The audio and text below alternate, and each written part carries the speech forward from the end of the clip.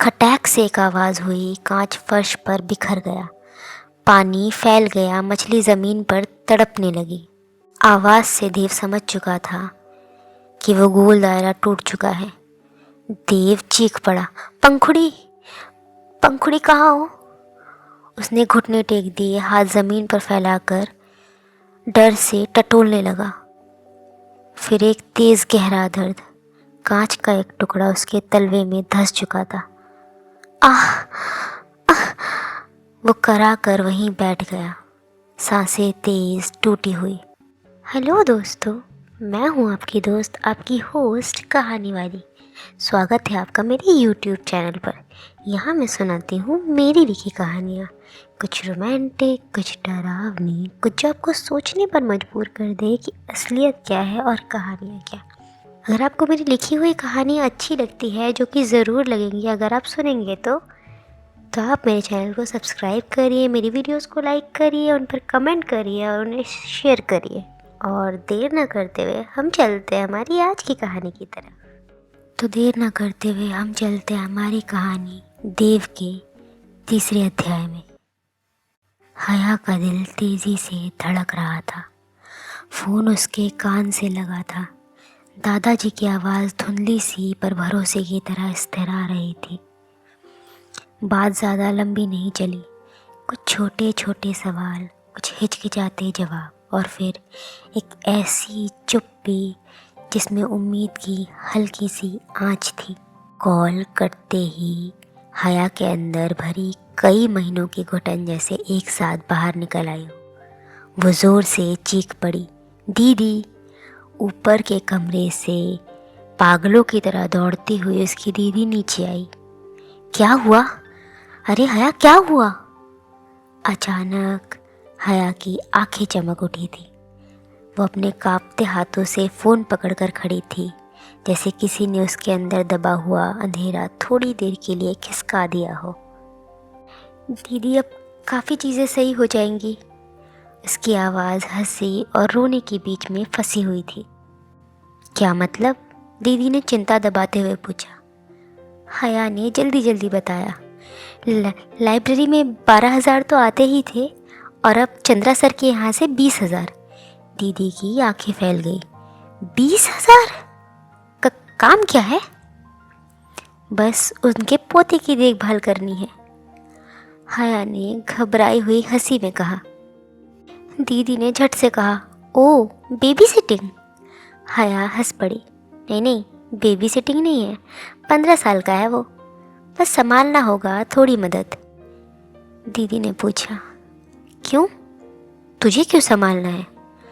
हया थोड़ी देर चुप रही और फिर धीरे से बोली, वो देख नहीं सकता।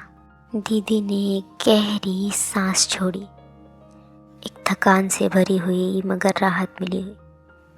ठीक है, पर जाना कब से है? कल से। दीदी ने बोहे सिकोड़ी। कल? पर कल तो शबाब का अपॉइंटमेंट है। हया ने बिना झिझक के कहा, तो आप चली जाइए, मैं काम कर लूँगी। दीदी, आप बिल्कुल चिंता मत करिए, सब सही होगा, मैं सब सही कर दूँगी। दीदी, उसकी आंखों में वो चमक दिख रही थी जो कई महीनों से बुझी हुई थी।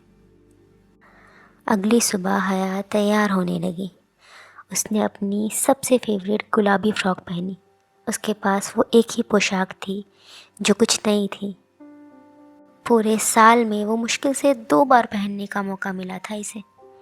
खड़े होकर उसने अपने लंबे काले बाल खोले, उन्हें कंघी किया, फिर आईने में खुद को सब्र से देखा।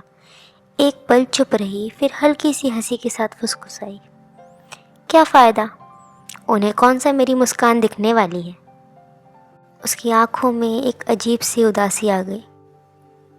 या अल्लाह, क्या सोच रही हूँ ना मैं भी। कोई नहीं, हम अच्छा करेंगे, उनके लिए बहुत अच्छा। उसने बैग उठाया और जल्दी में निकल पड़ी। समय से 1 घंटा पहले पहुंची थी वो। चंद्रा सर के घर के बाहर हया ने हल्का सा नर्वसनेस में घंटी बजाई। टिंग टोंग। कुछ नहीं, 2 मिनट का इंतज़ार। फिर दोबारा टिंग टोंग। घर के अंदर शायद कोई धीमी चाल से चल रहा था। आवाज़ बढ़ती जा रही थी। कदमों ने दरवाजे के ठीक पीछे आकर एक ठहराव लिया। चटक करके दरवाज़ा खुला और सामने हया ने एक ऐसे व्यक्ति को देखा जिसकी उसने कल्पना नहीं करी थी। वो सामने खड़ा था, थोड़ा सांवला, बिखरे हुए पर घने, माथे को आधे से ज़्यादा ढकते हुए बड़े बाल, हल्की अनगढ़ंत दाढ़ी मूछें और आंखें नीले रंग की। हया ने पहली बार किसी की नीली आंखें देखी थी। हया जैसे उन आंखों में खो ही चुकी थी। अजीब तरह की खूबसूरत, लेकिन स्थिर, जैसे कुछ खोज रही हो और देख ना पा रही हो। हया उसके सामने खड़ी थी पर वो किसी और ही तरफ देख रहा था। तभी एक आवाज़ आई। कौन? देव की आवाज़ में बहुत नरमाहट थी, सावधान पर कठोर नहीं। हया ने गले को थोड़ा सा साफ किया। मैं हया, चंद्रा सर ने बुलाया। जी कहिए, देव ने सीधा पूछा। ये चंद्रा सर का ही घर है, मैं उनका पोता हूँ। वो सर ने कहा था कि काम के लिए। देव ने बोहे सिकोड़ ली। दादाजी ने?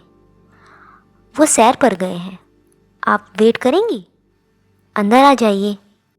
हया ने घर के अंदर कदम रखा। देव ने हाथ बढ़ाकर कुर्सी को टटोला, उसे सही जगह खिसकाया, फिर रास्ता साफ किया, जबकि उस दिशा में कोई नहीं था। उसे नहीं पता था हया कहाँ खड़ी है। उसने हवा में देखते हुए कहा, पानी लेंगी? हया ने धीरे से कहा। जी थोड़ा दे दीजिए। देव ने हाथ बढ़ाकर छूते हुए फिल्टर को ढूंढा और फिर एक गिलास पानी भरा और ग्लास उसकी तरफ बढ़ा दिया, लेकिन उसकी उंगलियां हया की उंगलियों को ठीक से छू न सकी। हया ने समझते हुए ग्लास को पकड़ लिया। देव ने सीधा पूछा, वैसे आप यहाँ कैसे? दादाजी ने आपसे किस काम के लिए कहा था? हया ने हल्के डर के साथ कहा, सर ने कहा था आपकी देखभाल करने के लिए किसी की ज़रूरत है। हया अपनी बात पूरी भी नहीं कर पाई कि देव की आवाज़ अचानक करारी हो गई। मुझे किसी की ज़रूरत नहीं, आप प्लीज़ यहाँ से चली जाइए। हया एकदम रुक गई। कमरे की हवा जैसे ठंडी पड़ गई। देव ने गुस्से में अपने हाथ झटके और पीछे रखी मेज़ से टकरा गया। एक कांच का गोल दायरा था जिसमें एक छोटी सी सुनहरी मछली तैर रही थी। खटैक से एक आवाज़ हुई, कांच फर्श पर बिखर गया, पानी फैल गया, मछली ज़मीन पर तड़पने लगी। आवाज़ से देव समझ चुका था कि वो गोल दायरा टूट चुका है। देव चीख पड़ा, पंखुड़ी, पंखुड़ी कहाँ हो? उसने घुटने टेक दिए, हाथ ज़मीन पर फैलाकर डर से टटोलने लगा। फिर एक तेज़ गहरा दर्द, कांच का एक टुकड़ा उसके तलवे में धंस चुका था। आह, आह! वो करा कर वहीं बैठ गया, सांसें तेज टूटी हुई। हया एक पल को जड़ हो चुकी थी। उसे कुछ समझ नहीं आ रहा था अचानक क्या हुआ। फिर तुरंत हरकत में आई। उसने पलकें झपकाई, दिमाग में सिर्फ एक बात उभरी, पहले मछली को ढूंढना होगा। कहाँ गई? फिर देव। उसे मछली दिखी, वो नीचे बैठी, धीरे से अपने हाथों में ओट बनाकर मछली को पानी में छलका दिया, वही ग्लास जिसमें देव ने उसे पानी दिया था। देव, ये देखिए, ये है आपकी पंखुड़ी, उसने बहुत नरमी से कहा। देव के हाथ हवा में काँप रहे थे। वो पहला लम्हा था जब हया को यह महसूस हुआ कि देव को सच में एक साथी की ज़रूरत है। देव के हाथ काँप रहे थे। हया ने उनका हाथ पकड़ा, बहुत धीरे से, जैसे पूछ रही हो क्या मैं छू सकती हूँ, और उसने मछली वाला ग्लास उसकी उंगलियों को थमा दिया। देव की सांसें क्षण भर को रुक गई थी, जैसे वो अपनी पंखुड़ी के जीवंत होने का सबूत महसूस कर रहा हो। फिर हया ने धीरे से उसके कंधों को सहारा दिया और पास की कुर्सी तक ले आई। देव थोड़ा लड़खड़ा रहा था। हया ने उसे मजबूती से पकड़ रखा था। बैठ जाइए, संभल कर, उसने बेहद कोमल आवाज़ में कहा। देव बैठते ही हाँफने लगा, गुस्से, दर्द और डर तीनों एक साथ। हया ने उसके पैर की तरफ देखा, कांच धंसा हुआ था। उसने बहुत सावधानी से उसका पैर पकड़ा।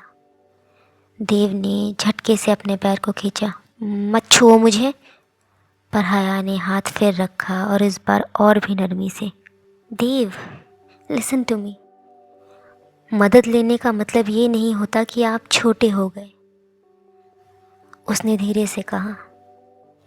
देखिए, जितनी ज़रूरत आपको एक दोस्त की है ना, उतनी ही ज़रूरत मुझे इस काम की है।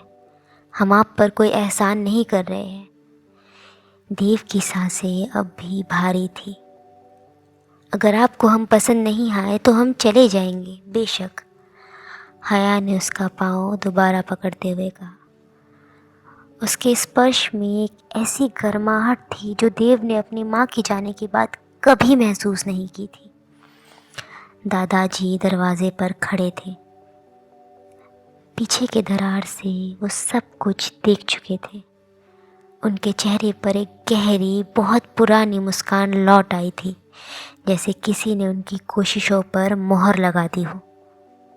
हया ने कांच निकाला, देव के घाव को साफ किया। देव कराह रहा था।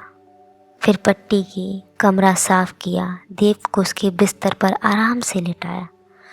पंखुड़ी अब एक छोटे से पारदर्शी प्लास्टिक के बॉक्स में धीरे धीरे तैर रही थी।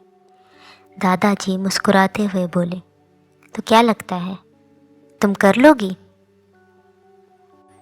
हया ने गहरी सांस भरते हुए कहा, पता नहीं, पर कोशिश किए बिना हार तो नहीं मानूंगी। कमरा शांत था, पर दोनों के भीतर बहुत कुछ बदल चुका था। ऐसे तो हया काफ़ी समझदार है, पर क्या लगता है, क्या हया देव का मन बदल पाएगी? क्या हया देव के मन के उस कोने तक पहुंच पाएगी जहां देव ने किसी को जाने की इजाज़त नहीं दी थी? अगर आपको मेरी लिखी हुई कहानियाँ अच्छी लगती है, अगर आपको ये कहानी दिलचस्प लग रही है, तो प्लीज़ मेरे चैनल को सब्सक्राइब करिए, मेरी वीडियोस को लाइक करिए, शेयर करिए, कमेंट करिए। आपको मेरी कहानियाँ ज़रूर पसंद आएंगी अगर आप उन्हें सुनेंगे तो। सारी वीडियोस को चेक करिए और मुझे बताइएगा कि मेरी लिखी हुई कहानी आपको कैसी लगती है। आप चाहे तो मुझे अपनी कहानियाँ इंस्टाग्राम पर भेज सकते हैं @हाय कहानी वाली 12 पर। और मैं आपसे मिलूँगी कल शाम इसी वक्त एक नए एपिसोड के साथ, इस कहानी के 4थे अध्याय के साथ।